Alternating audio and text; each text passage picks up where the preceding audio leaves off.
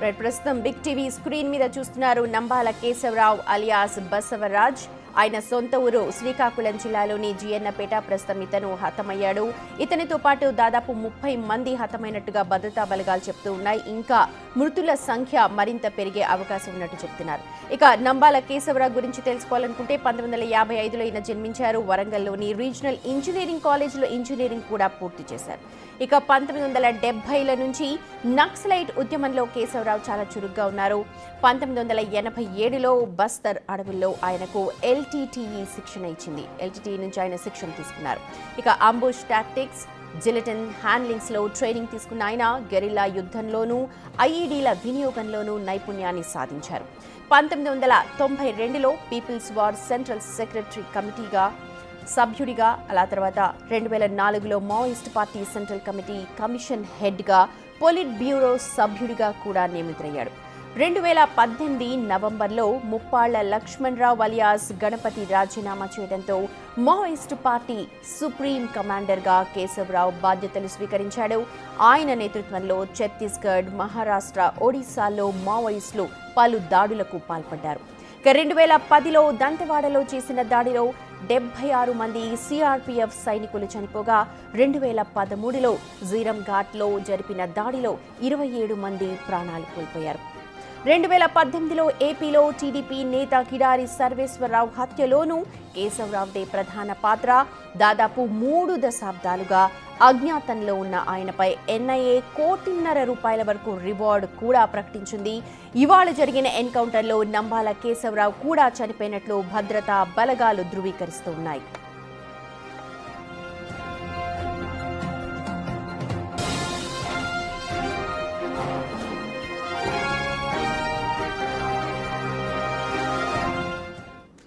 Right, ఎన్కౌంటర్కి సంబంధించిన మరిన్ని updates అందించడానికి అసోసియేట్ ఇన్పుట్ ఎడిటర్ నగేష్ సిద్ధంగా ఉన్నారు. నగేష్, చాలా ఉన్నత స్థాయిలో ఉన్న వ్యక్తి, అలాగే 3 దశాబ్దాలుగా నక్సలిజాన్ని ఏలిన వ్యక్తి ప్రస్తుతం చనిపోయినట్టుగా భద్రతా బలగాలు ధృవీకరిస్తున్నాయి. ఒకసారి ఓవరాల్ ఎన్కౌంటర్కి సంబంధించిన అనాలిసిస్ చెప్పండి. మావోయిస్టు పార్టీకి భారీ ఎదురుదెబ్బ. 2 అగ్రనేతల్ని వాళ్ళ కోల్పోయింది మావోయిస్టు పార్టీకి సంబంధించిన ఈ మధ్య కాలంలో ఆపరేషన్ కగార్ అయితే వచ్చే సంవత్సరం 2026 మార్చ్ అంటే కంప్లీట్ క్లోజ్ చేస్తాం, ఒక్క మావోయిస్ట్ను కూడా దేశంలో లేకుండా చేస్తామని చెప్పి అమిత్ షా చెప్పిన ప్రకారమే ఇవాళ జరిగిన బస్తర్ జిల్లాలో 4 జిల్లాలను కలుపుకొని ఉమ్మడి భద్రతా దళాలు పూర్తిగా ఎన్కౌంటర్లో పాల్గొన్నాయి. 30 మంది నక్సల్స్ ప్రస్తుతం మరణించినట్టుగా సమాచారం అందుతోంది. నారాయణపూర్తో పాటు బీజాపూర్, దంతెవాడ, కొండగావ్ జిల్లాల నుండి కూడా ఉమ్మడి ఆపరేషన్ కోసం భారీగా భద్రతా బలగాలు మోహరించి నిన్నటి నుంచి ఎన్కౌంటర్ కొనసాగిస్తున్నాయి. కానీ వాళ్ళ ఎన్కౌంటర్ సంబంధించి బయటకు సమాచారం అందించిన పరిస్థితి. ఇందులో సెంట్రల్ కమిటీ కార్యదర్శి నంబాల కేశవరావు అలియాస్ గగన్న అలియాస్ బసవరాజు కోల్పోవడం అనేది మావోయిస్టు పార్టీకి భారీ ఎదురుదెబ్బని చెప్పచ్చు. 1970s ప్రాంతంలో మావోయిస్టు పార్టీకి ఎంటర్ అయిన నంబాల కేశవరావు మావోయిస్టు పార్టీని చాలా వరకు తను ముందుండి నడిపించాడు. ఎన్నో భారీ ఆపరేషన్లు నిర్వహించడం కూడా చాలా కీలక పాత్ర పోషించిన పరిస్థితి. 1955లో ఆంధ్రప్రదేశ్లోని శ్రీకాకుళం జిల్లా జియన్నపేటలో జన్మించిన ఆయన వరంగల్ RECలో ప్రస్తుతం నిట్గా పిలువబడుతుంది. అందులో బిటెక్ పూర్తి చేశారు. అప్పట్లోనే బిటెక్ పూర్తి చేయడం అంటే చాలా పెద్ద చదువుకొని అతను మావోయిస్టు పార్టీకి ఆకర్షితుడై మొదట విద్యార్థి దశ నుండి ఉద్యమంలో అతను కీలక పాత్ర పోషించారని చెప్పి కూడా మావోయిస్టు పార్టీకి సంబంధించిన గత చరిత్ర చెప్తుంది. నక్సల్స్ ఉద్యమంలో చేరిన ఆయన 1980లోనే శ్రీకాకుళం విద్యార్థి సంఘాల ఘర్షణ సమయంలో మొదటిసారి అరెస్ట్ అయ్యాడు. 2004లో CPI మావోయిస్టు పార్టీ ఏర్పడినప్పుడు కేశవరావు సెంట్రల్ మిలిటరీ కమిషన్కు నాయకత్వం వహించాడు. తదుపరి పొలిట్ బ్యూరో సభ్యుడిగా గెరిల్లా యుద్ధానికి సంబంధించిన IEDల వాడకంలో నైపుణ్యం కలిగిన వ్యక్తిగా కూడా అతను నెక్స్ట్ స్టెప్ వేశాడు. 2018లో గణపతి రాజీనామా తర్వాత పార్టీకి సుప్రీం కమాండర్ బాధ్యతల్ని నంబాల కేశవరావు స్వీకరించిన పరిస్థితి. 2010లో దంతెవాడ దాడిలో 76 మంది CRPF సైనికులకు సంబంధించిన మరణంలో కూడా నంబాల కేశవరావు ఆపరేషన్ మిలిటరీ తనే ముందుండి కూడా నడిపించి అందులో 76 మంది సిఆర్పిఎఫ్ సైనికుల హతానికి కారణమయ్యాడు. 2013లో జీరంఘాటి దాడిలో దాదాపుగా 27 మంది అప్పుడు మరణించారు. తదుపరి 2018లో తెలుగుదేశం నాయకుడు కిడారి సర్వేశ్వరరావు హత్య వెనుక కూడా నంబాల కేశవరావు పాత్ర ఉన్నట్టుగా కూడా అనుమానించబడ్డాడు. 1987లో ఎల్టీటీ చాలా కీలక ఆపరేషన్స్ లో ఈయన ఉన్నాడు కేశవ అన్నతను. ఇప్పుడు ఇంకా ఆపరేషన్ కగార్ మీరు చెప్పినట్టుగా మొత్తం సమూల నిర్మూలనలో భాగంగా జరుగుతున్న ఆపరేషన్ కగార్ కి సంబంధించి ఒకసారి అప్డేట్స్ చెప్పండి. అంటే 1980s తర్వాత నంబాల కేశవరావు ఇప్పుడు మనం చెప్తున్న అగ్రనేత ఎప్పుడు అరెస్ట్ కాలేదు. చాలా సందర్భాల్లో కూడా అరెస్ట్ అయ్యాడు, చాలా సందర్భాల్లో ఎన్కౌంటర్ అయ్యాడని చెప్పి కూడా ప్రతిసారి చెప్పుకొచ్చారు. కానీ నంబాల కేశవరావు అలియాస్ బసవరాజు మాత్రం ఎక్కడ అరెస్ట్ కాకుండా ప్రతి సందర్భంలో కూడా తప్పించుకున్నాడు. కానీ ఇవాళ జరిగిన ఆపరేషన్లో ఎందుకంటే 4 జిల్లాల సంబంధించిన వ్యవహారంలో పెద్ద ఎత్తున 2000 నుంచి 3000 మంది వరకు కూడా భద్రతా బలగాలు ఈ ఆపరేషన్లో పాల్గొన్నట్టుగా తెలుస్తుంది. ఈ క్రమంలోనే నంబాల కేశవరావుతో పాటు మిగతా 30 మంది కూడా తనతో హతమయ్యారు.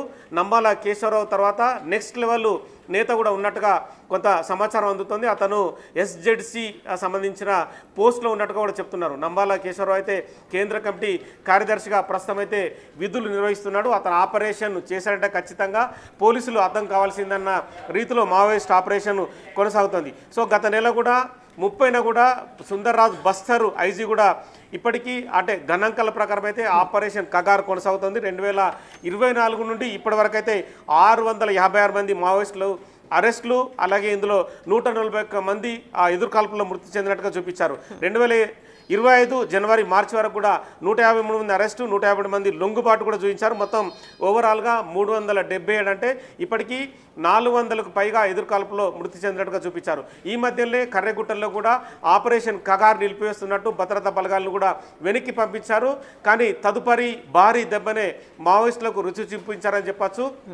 ఇప్పటికే మావోయిస్టు పార్టీ కూడా చాలా సందర్భాల్లో తమకు సంబంధించిన సానుభూతి పరులు, ప్రజా హక్కుల సంఘాలు, పౌర హక్కుల సంఘాలతో కూడా రెగ్యులర్గా ప్రతి జిల్లాలో మీటింగ్లు నిర్వహిస్తూ ఆపరేషన్ కగార్ను ఆపేయాలి, శాంతి చర్చలకు సిద్ధమని చెప్తోంది. కానీ కేంద్ర ప్రభుత్వం కానీ రాష్ట్ర ప్రభుత్వాలు కానీ ఎక్కడ కూడా ఏ రాష్ట్ర ప్రభుత్వం కూడా ఆపరేషన్ కగార్కు సంబంధించి తాము చర్చలకు వెళ్తామని చెప్పలేదు. కానీ ఈ మధ్యనే తెలంగాణకు సంబంధించిన ముఖ్యమంత్రి రేవంత్ రెడ్డి ఆపరేషన్ కగార్కి సంబంధించి కేంద్రానికైతే ఒక లేఖ రాశారు. చర్చలకు సంబంధించి కూడా ముందుకు వెళ్ళాలని చెప్పారు.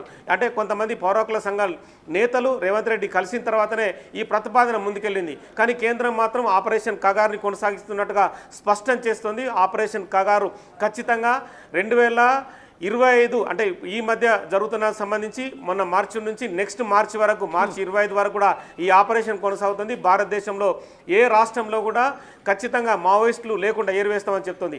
ఈ క్రమంలోనే అగ్రనేతలను టార్గెట్ చేశారని చెప్పచ్చు. 2 రోజుల క్రితం కూడా మావోయిస్టు పార్టీకి సంబంధించిన మరో అగ్రనేత చంద్రన్న అలియాస్ పుల్లూరి ప్రసాదరావు పేరు కూడా వినిపించింది. కానీ అక్కడ కర్రెగుట్టలో తను తప్పించుకొని పారిపోయాడని చెప్పి కూడా చెప్పుకొచ్చిన పరిస్థితి. కానీ నంబాల కేశవరావు మృతి అనేది మావోయిస్టు పార్టీకి భారీ ఎదురు దెబ్బ అని చెప్పచ్చు. అంటే కేశవరావు వయస్సు పైబడినా కూడా అతను వేసే అంటే ఎత్తుగడలు కావచ్చు, పోలీసులపైన చేసే దాడులు కావచ్చు మావోయిస్టు పార్టీకి చాలా అనుకూలంగా ఉండేవి. కానీ నంబాల కేశవరావు మృతి తర్వాత మాత్రం మావోయిస్టు పార్టీ కోలుకోలేని దెబ్బతింది. తదుపరి ఇంకా నెక్స్ట్ టార్గెట్లో ఉన్న నేతలందరినీ కూడా ఖచ్చితంగా హతం చేసే అవకాశం అయితే కనిపిస్తుంది. నగేష్, ఇంకా ఎంతమంది అంటే ఇప్పుడు మీరు అన్నట్టుగా వచ్చే మార్చి వరకు కూడా సమూల